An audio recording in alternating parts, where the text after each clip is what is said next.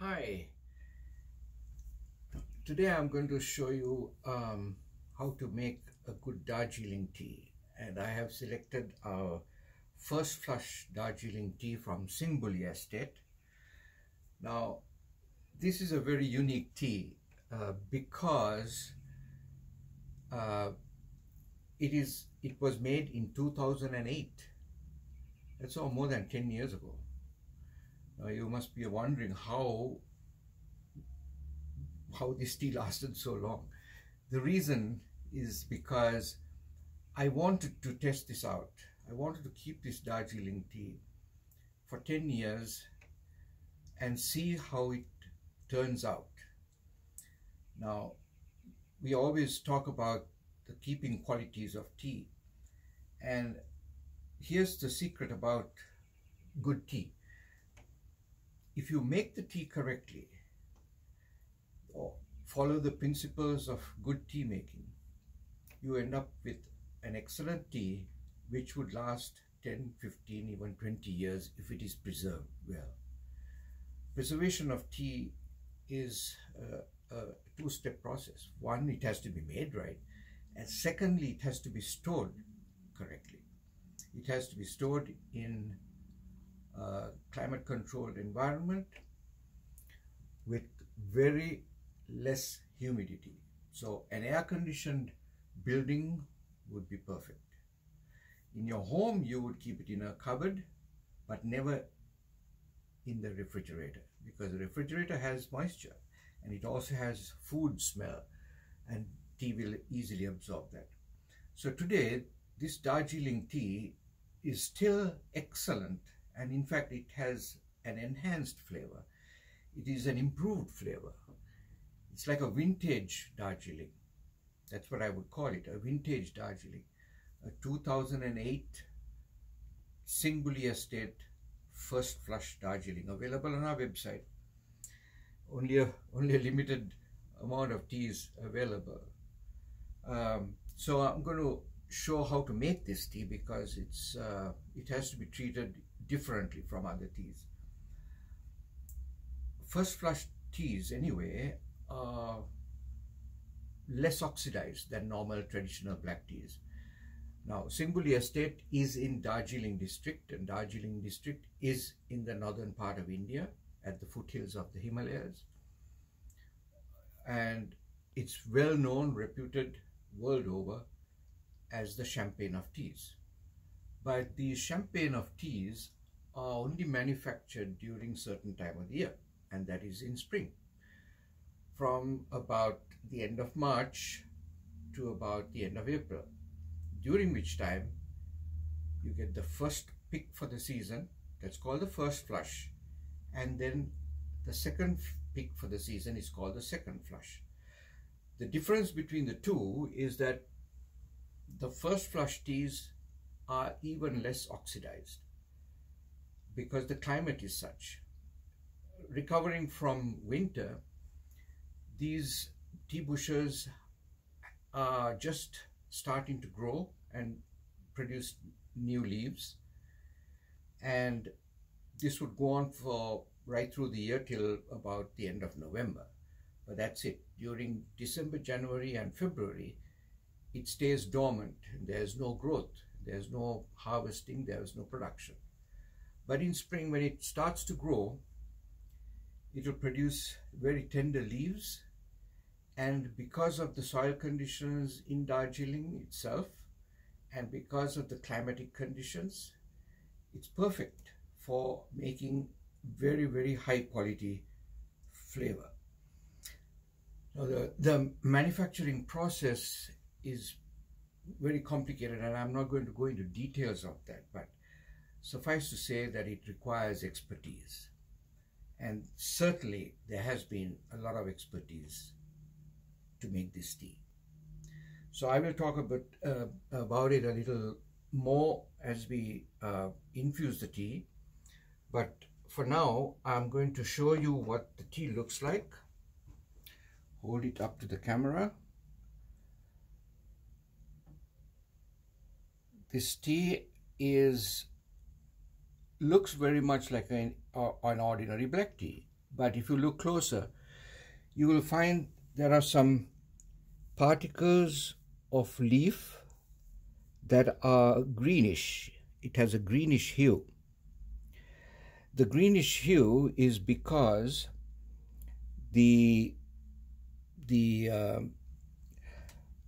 those particular leaves are less oxidized. When it's fully oxidized, it turns black. But if it is less oxidized, there's a greenish hue in the tea. You'll see that very commonly in green teas.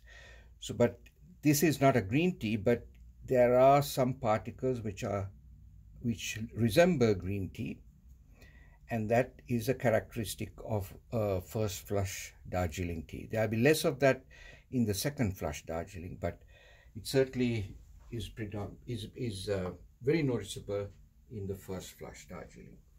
So I'm going to weigh out 2 grams for 8 ounces, and since this pot is 16 ounces, I'm going to weigh out 4 grams of tea. Now you would ask, why 4 grams of tea? The usual measurement for black tea is 2 grams for 8 ounces of water. Now, when you say 2 grams or 4 grams or whatever the weight, in terms of teaspoons, how do you measure that? Well, roughly a spoon like this size, a spoon of this size would be about a gram. But again, it all depends on the type of tea. There are some tea leaves that are very large. There are some tea leaves which are very, very small. So how do you measure that? It comes through experience. The more you play around with it, the better it is. Never mind if you make a mistake about too much tea, but it is important for a tea like this that you get the measurements right and the weights right. So we are going to weigh out 4 grams of tea.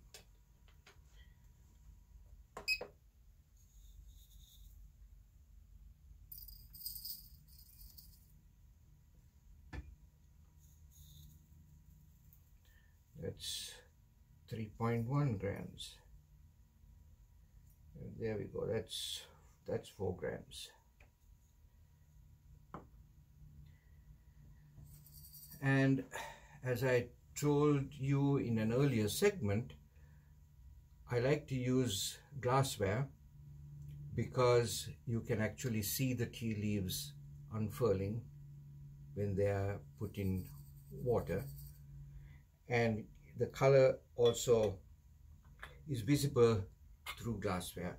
So this is a 16-ounce glass teapot available on our website. It's called the 16-ounce conventional glass teapot.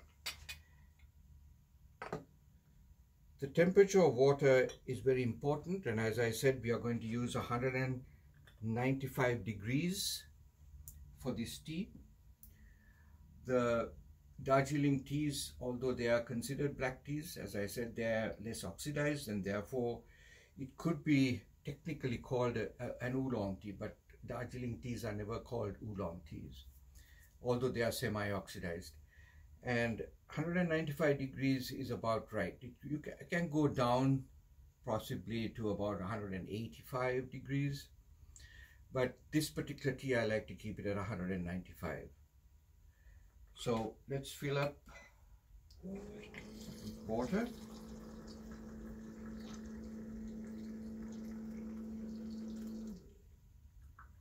Making sure that I don't spill anything. These have tiny perforations at the bottom of the infuser to let the water out. But when you use small leaf teas, it could get blocked. So there we are. Now I'm going to hold this up to you so that you can see the color Right now it's more like a yellowish orange, and you can see the tea leaves unfurling.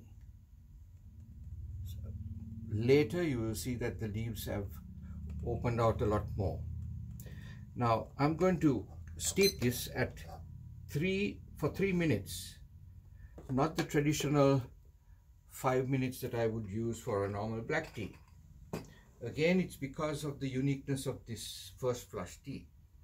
So 3 minutes is what I'm going to brew this at.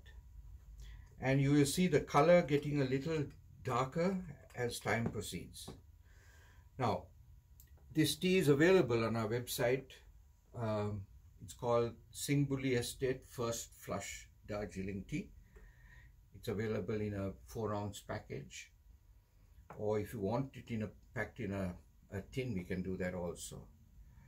Now again, as I said, the characteristic of the Darjeeling tea, especially this particular tea, is because I have preserved it for 10 years under controlled conditions to make it a vintage tea. So what happens during this process? Now, a normal tea has less than 3% moisture. A good Darjeeling tea would have, at the time it's made, it probably have only about 1% to 1.5% of moisture. So it's considered fully dried. But as you keep it longer, it absorbs a little bit of moisture. Even under controlled conditions, it just absorbs very, very minute amount of moisture. And at the end of 10 years, I would reckon that it has gathered about another 2 or 3 percentages of moisture. So this tea would probably have roughly 4 to 5% of moisture. So what it does to the tea is that it mellows the tea. So it, instead of a very high quality, instead of a very high quality, instead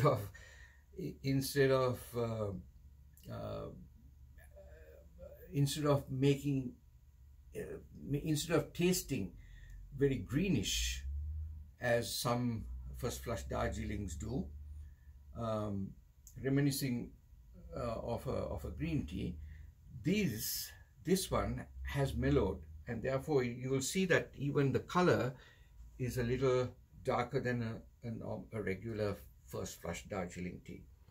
You can see the color changing now. It is it's darker than what it was, and the leaves are unfurling, so it's almost taking the whole tea infuser, the space of the whole infuser. And here we are, it's ready. So I will slowly take the infuser out.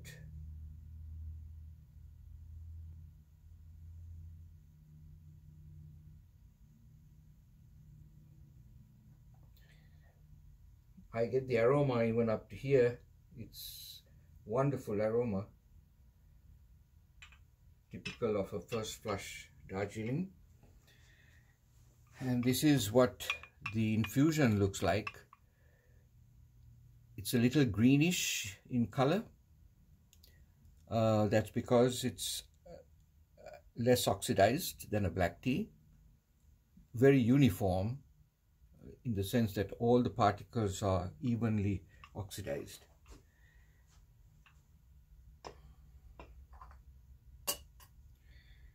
Here we are. That's a beautiful golden color, very much like a traditional Darjeeling tea.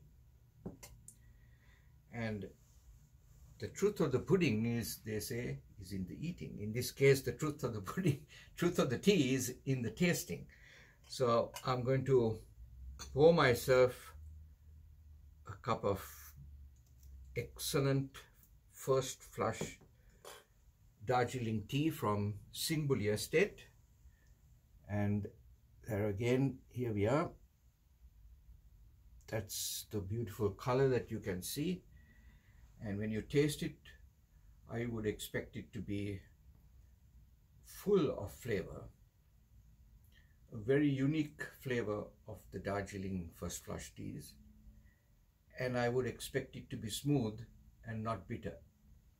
Although the oxidization has been low, because we have made it correctly with a steeping time of only 3 minutes and using the right amount of tea and using the right amount of water at the right temperature, I am going to expect this tea to be just outstanding.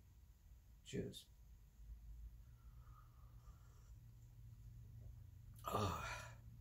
It's truly amazing.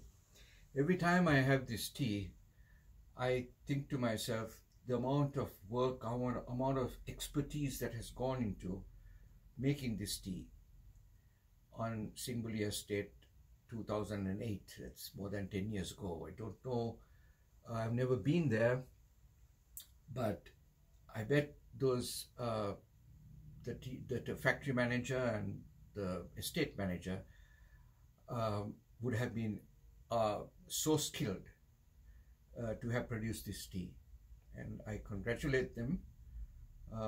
And I did convey to them at the time I purchased the tea in 2008 that this was a very, very high quality tea, and I have preserved it, and they would be very pleased to know that that even after 10 years or longer, that it is even better than what it was. So cheers to Singbulli Estate and its staff and the very high standard of manufacture. I hope you enjoyed this video, and I hope to see you again soon. Bye.